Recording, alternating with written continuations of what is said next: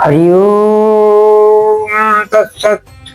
हरि ओम तत्सत्। हरि ओम तत्सत्।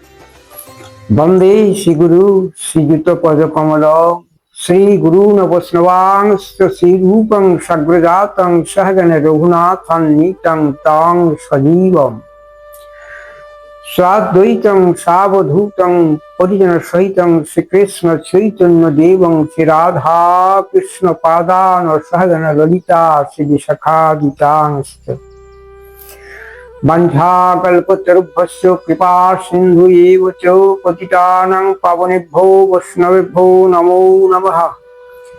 एतदर्पणमार्चनं भवमहतापाग्नि निर्वापनं श्रेयकैरवचन्द्रिका वितरणं विद्यावधूजीवनम् आनन्दं बुद्धिवर्धनम् पूर्णमृतसाधनं सर्वात्मस्नपनं परं विजयते श्रीकृष्ण संकीर्तनम्।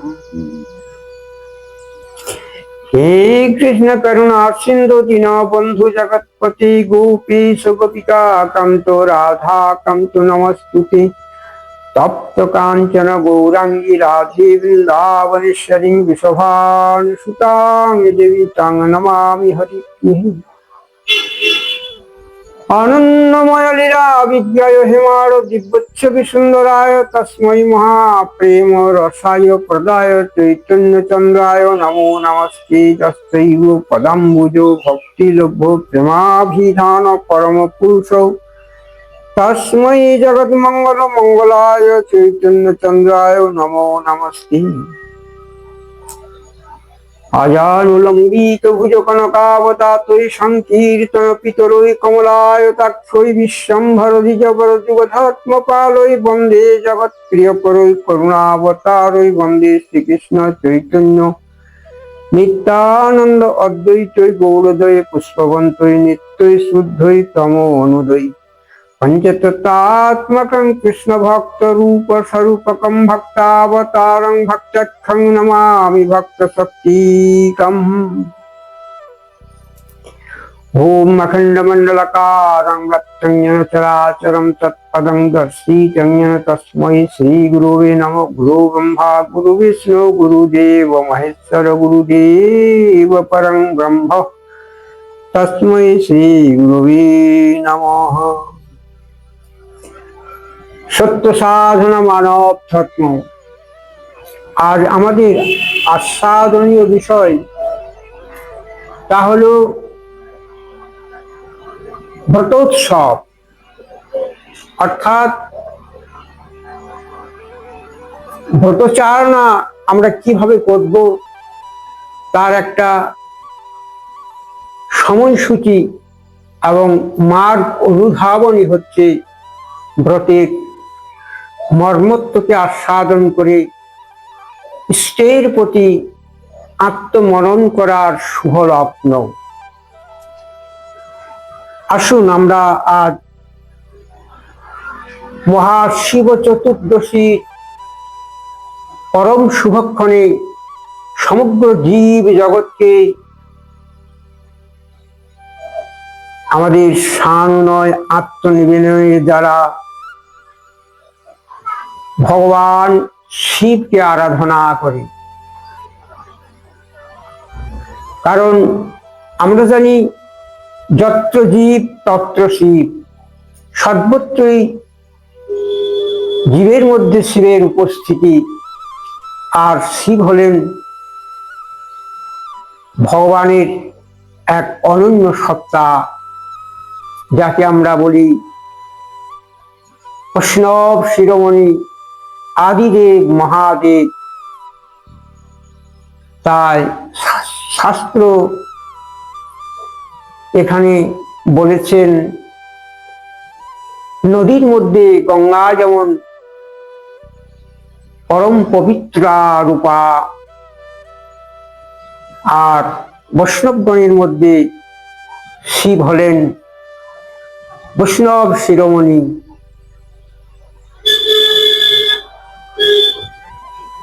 এই হেতু শিবের আরাধনা আমাদের সনাতন ধর্মীয়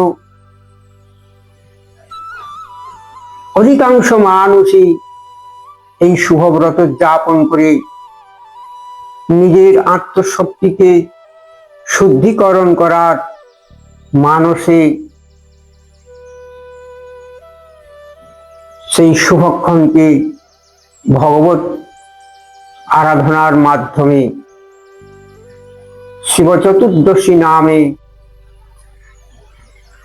সংকল্পিত হয়েছে।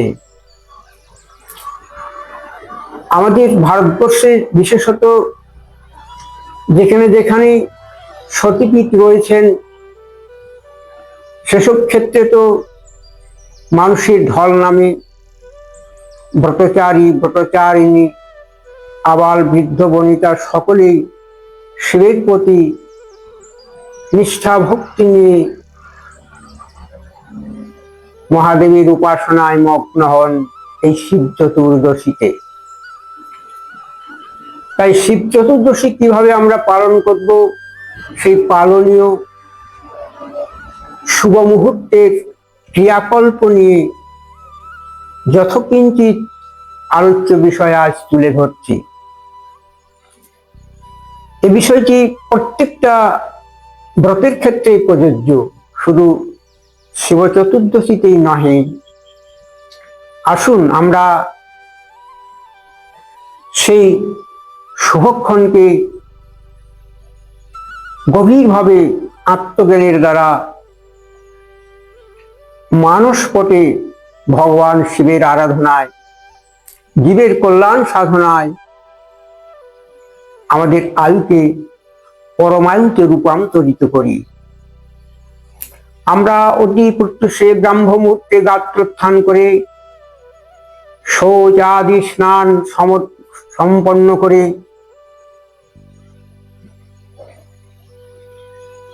ভগবান শিবের আরাধনার নিমিত্ত যথাবিধি নিয়ম অনুসারে শিবের প্রিয় বস্তুটি শিবলিঙ্গ বা কোনো তৎকালীন মৃত্তিকার, গঙ্গা মৃত্তিকার তৈরি শিবলিঙ্গের উপর পূজার্চনা প্রসাদ আদি নিবেদন করার এক শুভ মুহূর্তকে উপলব্ধি করি। শিব তার অতি প্রিয় পুষ্প, তা হল ধুতুরা পুষ্প, আকন্দ পুষ্প এবং বিল্লপত্র, তৎসহ শ্রীফল, দুর্বা ধান্য ঘটস্থাপন পূর্বক মাল্যচন্দন আদিতে ভূষিত করে আমরা যথাবিধি শাস্ত্রীয় আচারে বেদোক্ত মন্ত্র দ্বারা শিবকে আরাধনা করব। এই শিবকে আরাধনা করার উদ্দেশ্যটা কি, তাহলে এটুকু আমাদের বিশেষভাবে জানা কর্তব্য। শিব তিনি ঈশ্বর, তিনি চিন্ময়, তার কোনো বাহ্যিক মূর্তি নেই, তবে লিঙ্গ রূপে তার পূজা করা হয়। এজন্য আমাদের উচিত সমগ্র জীবের মধ্যে যে ভগবত সত্তা, ব্রহ্ম সত্তা নিহিত রয়েছে, তাই সকল জীবের প্রতি আমাদের সমদর্শন, সত্য এবং অহিংসার পন্থাটি অবলম্বন করা। আমরা আজ হয়তো শিবের পূজায় ব্রতোদ্যাপন করছি, আগামী দিনে হয়তো কোনো জীবকে হত্যা করব, বলিদান করব, এটা কখনোই কাঙ্ক্ষিত নহে, এটা শাস্ত্র বিরুদ্ধ এবং শিব পূজায় তাহলে সেই ফল কখনোই প্রাপ্ত হওয়া যায় না।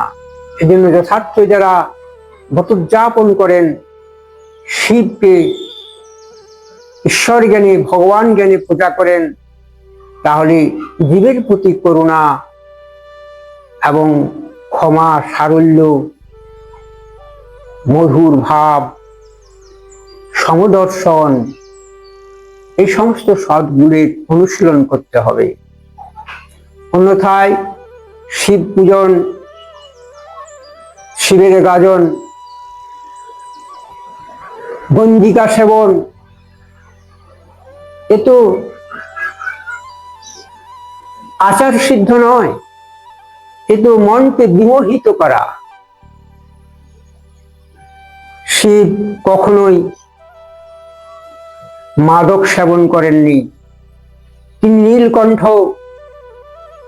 সমুদ্র মন্থনে যখন হলাহল উৎপন্ন হয়, জীবের কল্যাণার্থ তিনি সেই বিষকে পান করেছিলেন, আর পরিণামে জগৎ জননী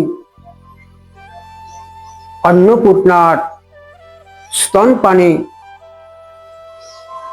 তিনি নিজের সেই বিষের জ্বালাকে জুড়িয়েছিলেন। তাহলে এখানে দেখা যাচ্ছে শিব স্বয়ং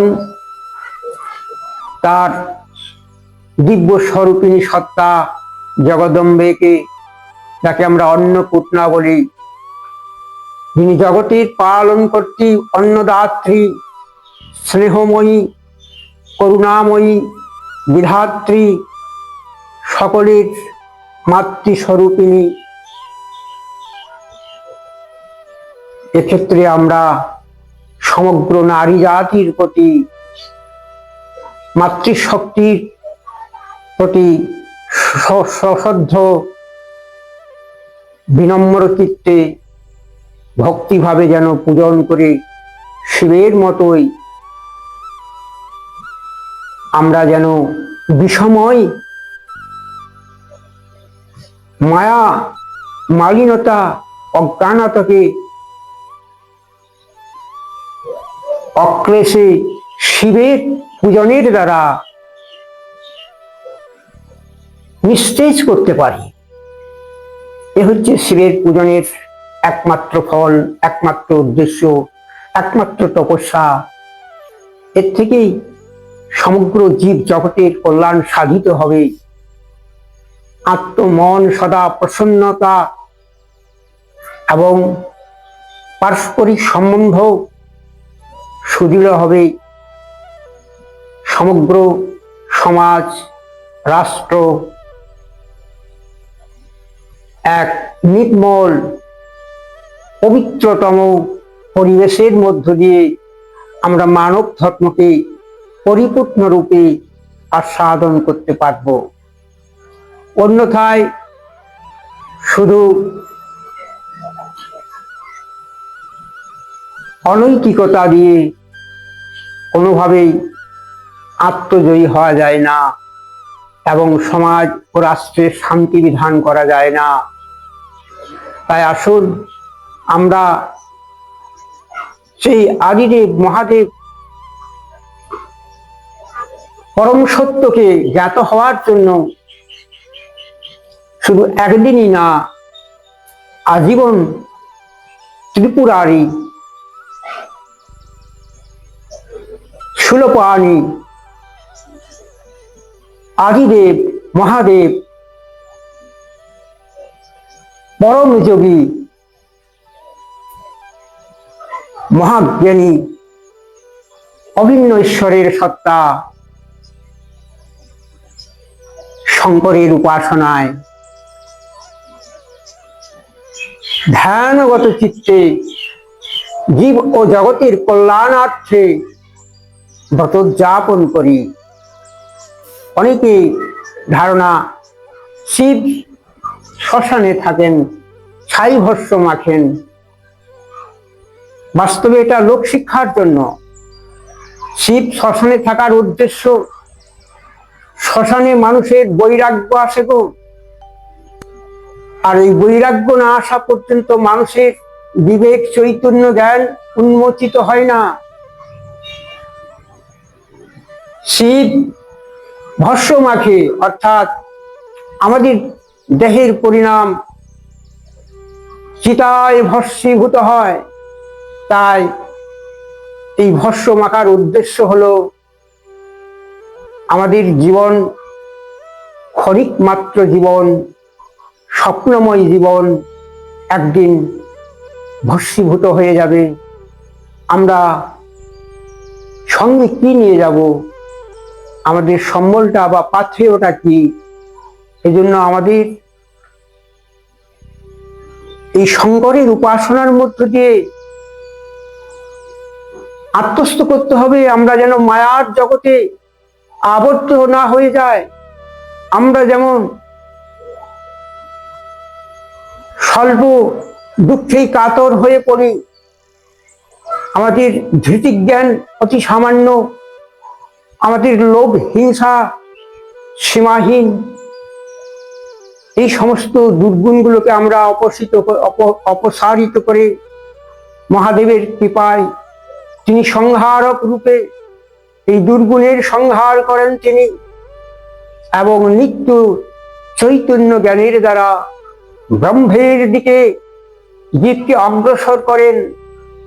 আর তখনই শিবের ব্রতোদ্যাপন করার সাফল্য মণ্ডিত হয়। এই সাধনা যিনি করতে পারেন তিনি এই জগতে এসে সার্থক শিবের পূজারী হয়ে জগতের জীবের মহাকল্যাণ সাধিত করে পরমাত্মার সঙ্গে মিলিত হন। আসুন আমাদের এই মনের ভ্রমগুলো আমরা মহাদেবের উপাসনার মধ্য দিয়ে আত্মচৈতন্যের স্থিত থেকে দুর্গুণগুলোকে বিধৌত করে হৃদয় থেকে তাড়িয়ে দিই। আর সেই নিত্য সত্য শিব সুন্দরের উপাসনায় আমরা যেন আজীবন তপস্যায়নায় ব্রতী হতে পারি। এরই নাম ব্রতোদ্যাপন। হরে কৃষ্ণ কৃষ্ণ কৃষ্ণ হরে হরে, হরে রাম রাম রাম হরে হরে। ওম শুভ শান্তি, ওম শান্তি। ওম শিবায় শান্তায় কারণত্রয় হেতবে নিবেদয়ামি চাত্মানং তং গতি পরমেশ্বর। ওম শান্তি, ওম শান্তি, ওম শান্তি রীতি।